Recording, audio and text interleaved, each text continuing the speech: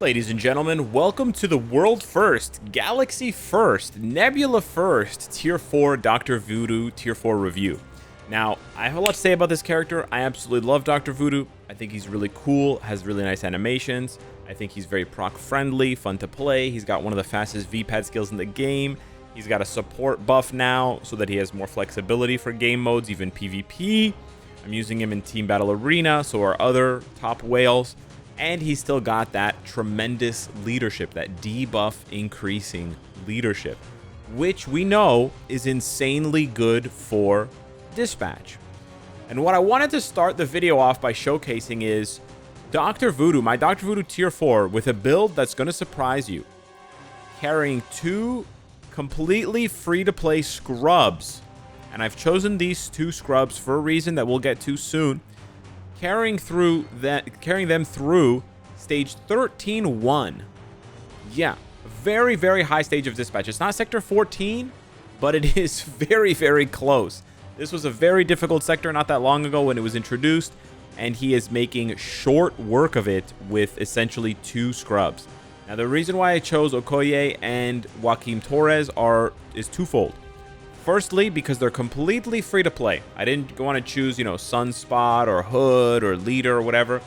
But secondly, they're type disadvantaged versus this boss. Yes, that's right. Even when you bring speed type free to play characters into a combat boss dispatch stage, Dr. Voodoo says it doesn't matter. I'm just going to plow through whatever you give me. And he absolutely obliterates. Now, the boss does take a majority of the fight's duration. It actually takes longer to kill the boss than it does to kill the waves of mobs. But that's actually a really good sign because it just means you need more damage. But he's got the crowd control and he's got the AoE to deal with the mobs. Most failures, believe it or not, on dispatch stages are actually because characters and teams take too long on the mob stage and then don't have enough time to basically grind down the boss at the end, because as you can see, the boss has 83 million HP, so they actually get it done with 50 seconds to spare, meaning he could probably climb. I might even be able to do sector 14. But what I want to show you now is just how mediocre these builds are, so that you can understand truly how strong Dr. Voodoo is. And I actually would argue, and I will be arguing later in the video, that he's one of the best new tier 4s for newer accounts that don't have a lot of tier 4s. So first of all, we'll take a look at Dr. Voodoo's build. I'm ranked 23 because no one wants to tier 4 him, but I have only 4 Odin's Blessings, and I actually have 1 Uru that's not amplified, and then I have a bunch of 4-star, 5-star Uru. The type enhancement is max, the ISO 8 set is max, his Power of Angry Hulk. I do have his 4-star artifact, which does give him increased damage and damage reduction. This is not necessary for the build to work at all. The 20% damage reduction is nice, but it's obviously not going to inflict much for his damage. And then the 9% increased attack that I'm getting for a 4-star artifact is cool, but without that 9%, we would still have easily beaten that stage. And then for the CTP, or the obelisk, I'm using a Mighty Insight with the Pierce damage roll. So this is a PvP Mighty Insight. Yes, and I easily autoed 13-1 of dispatch. Now, yes, he is tier 4. Yeah, he absolutely is tier 4, so that is a large investment. But take a look at the builds on Okoye. Okoye has some Uru. She has stage 12 Power of Angry Hulk. She has her 4-star artifact, which gives her dodge. And she has a mini rage proc, ignore dodge obelisk. Okay, cool. What about Joaquim Torres? Okay, just same Uru as Okoye. Rank 4 speed type enhancement. Rank 12 Power of Angry Hulk. Or sorry, overdrive. He's got a 3-star artifact, and then he's got no custom gear at all. That's right. I just took 2 level 70 tier 3s with type disadvantage, with one of them not even having anything, like literally nothing. And Dr. Voodoo just says, give me your poor, give me your needy, you're hungry, whatever. I'm just going to obliterate the stage.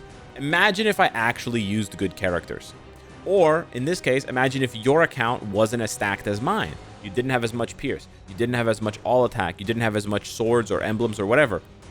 You can make it easier while I made it harder, and he still gets it done. So this is the first thing that I really want to highlight, is just how strong he is for dispatch. And I'm reminded of free-to-play Olden Gray, one of the best, if not the best, MFF content creator these days, documenting his free-to-play journey. I think he's at or just about to hit 200 days straight. So big shout out, big kudos to him. If you recall, his first tier 4 that received quite a bit of controversy and kind of mixed reaction from players, confusion, was Loki. And part of the reason free-to-play Olden Gray strategized to use Loki was because of how good he can be in Dispatch. If you manually play Loki in Dispatch, he can actually climb very, very high because of the fact that you can use God of Stories to manipulate how many explosions you get and overlap them with all the different characters. And so that actually, is useful because you can climb Dispatch, you can unlock a bunch of extra passive rewards that you can then use to continue to farm, and it can double, triple, quadruple up your rewards, right? Free-to-play Olden Gray didn't buy didn't tier 4 Loki because he's really good for World Boss, or because he was just like so excited to do those 2 days of ABL with Loki. He did it for the passive rewards that he would be compounding early on by doing Dispatch. Now, Dr. Voodoo, I think, completely eclipses Loki's value, because not only does Dr. Voodoo have that value for Dispatch, he also has a very good leadership. The leadership is part of the reason why he's so good for Dispatch, but it's also just a 30% attack leadership, which is still good for World Boss and other content. And then on top of that, he has the new passive on his uniform that gives all universal allies, including himself, increased damage to villains and decreased damage received from villains. That's good for World Boss. You can use him as a lead and as a support for World Boss content, for ABX, ABL content, but also for PvP. If we take a look at the top teams in Challenger for Team Battle Arena, you can see Dr. Voodoo on the first team. You'll be able to see Dr. Voodoo on the third team. You'll be Dr. Voodoo on the first team. Dr. Voodoo on the first team. Dr. Voodoo on the second team. And they're actually being paired with the top teams. The top teams being Null and Sentry. So this is not a flash in the pan, oh, he's pretty good. You're basically looking at a much better version of Ebony Maw tier 4. Because Ebony Maw tier 4, for a lot of people who weren't into AC, they were tier 4ing him for, I don't even know where my Ebony Maw is, oh boy. They were tier 4ing him for the uniform buff. Now, of course, he has the Black Order buff, we know that. We have the artifact passive with Black Swan. But otherwise, most people were tier 4ing him for that. Now, his applies to all allies, which is a little bit better than Dr. Voodoo only applying to Universal, but it's otherwise a very, very similar buff. And then instead of getting the 40 or 50% energy attack, you're getting the 30% all attack and the debuff. So I would argue Dr. Voodoo is obviously way cheaper than Ebony Maw, way cheaper, and actually better as a tier 4. And I would even go further to argue that he is really good, really high value tier 4 for newer characters, for newer accounts. Now, are there better supports? If you're just looking for a support, you're jonesing for a support, are there better supports than Dr. Voodoo? Yes. For PvP right now, Hela might still be a better, more flexible support buff character. For PvE, for sure, Nick Fury is a better support slash leadership character. But after those two, there's an argument to be made. Obviously, there are some niche ones like Agent Venom, but you need his artifact, and obviously you need other symbiotes built up. Storm is obviously considered a support, but that's not really why you would tier 4 her. She's crazy DPS. Cyclops is another really good answer, but Dr. Voodoo might only be behind those 5. So he might be the 6th best support to tier 4, on top of the fact that he can carry you through Dispatch, on top of the fact that he can carry you through PV content. So yeah, I wanted to highlight that, and then I want to get into some gameplay here because he's actually so fun to play. He's actually so fun to play. He's got a really sick combo, just 3, 4, 5, and then you zip around. This V-pad is very fast, very fast. So if you see the rotation here, you can just instant cancel everything into 5, and he does a lot of hits, but it's actually misleading. You can see that was 86 hits. And you're thinking, okay, what's going on here? Well, he inflicts fear, and then the robot actually runs away. So he's running out of the AoE of some of the skills. You see how that was 86 and now it's 88? Watch this. We're going to do it again. It's actually going to be more than 86 hits and more than 88 hits because he's going to get to the end. He's going to get to the edge of the arena where he can't run anymore. That was 93 hits. If we do it one more time, we actually might see the real number of hits that he gets. Yeah, 101, 102 hits. So even the skill preview was misleading. He's actually clocking over 100 hits on his 3-4-5 combo. Yeah, that is huge. And then you can follow that up, and you can even combo it. You can follow it up with 2 at the end there to finish off his proc. Or what you can do is you can actually open with 1 delay. 1, he does a little hit, and you can do 3-4-5. And those hits from the 1 are going to stack up. Now, unfortunately, we're going to have to push the robot back in the other direction. This is going to take a second here if we want to, you know, because I got on his other side somehow. But basically, if you start with 1 here, and then you do 3-4-5 with those extra hits, you're able to clock almost 110 hits. And then when you have his awakening skill, you just awakening 3-4-5 or 1-3-4-5, and you have yourself a heavy hitting lead / support / carry for tons of content. Now remember, this is with an insight, so this is basically a naked build, but we're gonna go ahead and pop off here with our initial rotation. And because he's so proc friendly, you can do this with a lot of success with a proc obelisk if you don't want to go with something like a mighty rage. Now I'm playing a little bit more slowly, a little bit more deliberately, because I have the insight, which is basically doing nothing. Okay, he just barely survives that. It's a little bit sketchy, but he does. You see how fast the V-pad is? You can, you know, reposition yourself super easily all the time. Now, he does have a bit of a short AoE, a small AoE on 3 and 4. So that is something to keep an eye out of, right? The AoE on 3 and 4 does get rooted when you place it down. And so if you move around too much, you'll kind of lose that damage.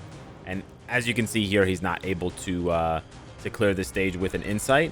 But bro, he's super easy to play, super proc friendly. You can absolutely clear this stage at tier 4 with a proc. We did it on the live stream when we tier 4'd him, and you can see it's not that far off with essentially no build, right? Because the insight is being, I think, doubled over, like you know, replaced by the insight that I have on Ronin. So this is basically just a naked build, and he almost has enough to do stage 50 of Kang. That's not bad at all. So I really think that Voodoo might be the best, like the best character, the best upgrade we've had in a while. Obviously, I think since Storm and Cyclops. Obviously, Ghost Rider is more popular. Ghost Rider was stronger to begin with, so I think people are still going to say Ghost Rider is like the top of this update. But the thing is, Dr. Voodoo was rarely used, and now I think he is one of the most useful characters in the game for lesser accounts to climb up, right? If you're not like a Giga Whale, I think Dr. Voodoo is kind of like a jack of all trades that can really help you clean up your dispatch stages, really help you climb and push, even if you're struggling to put together enough Pierce to do it yourself with whatever regular team you're using. I would suggest, however, to try with just like a level 80 Dr. Voodoo before you tier 4 him, of course. The tier 4 helps, don't get me wrong. The tier 4 buff is quite nice, giving him basic attack and then increased damage to enemies with less than 50% HP. So that's going to proc for a good chunk of the fight versus the bosses at the end on any dispatch stages. But I would just say try level 80 before you tier 4 him, just because tier 4 is still a pretty massive investment. But don't underestimate the value of dispatch. It's how I'm able to, you know, farm tens of millions of gold a week, more than that even, without even doing anything, without even playing any content at all, because it's all just passive. So yeah, hit me up in the comments down below. Let me know what you think of Dr. Voodoo Galaxy First Tier 4 and that insane dispatch carry with the 2 bums. Thanks so much for watching the video. Smash the like button if you enjoyed the content, and I'll see you in the next one. Take care.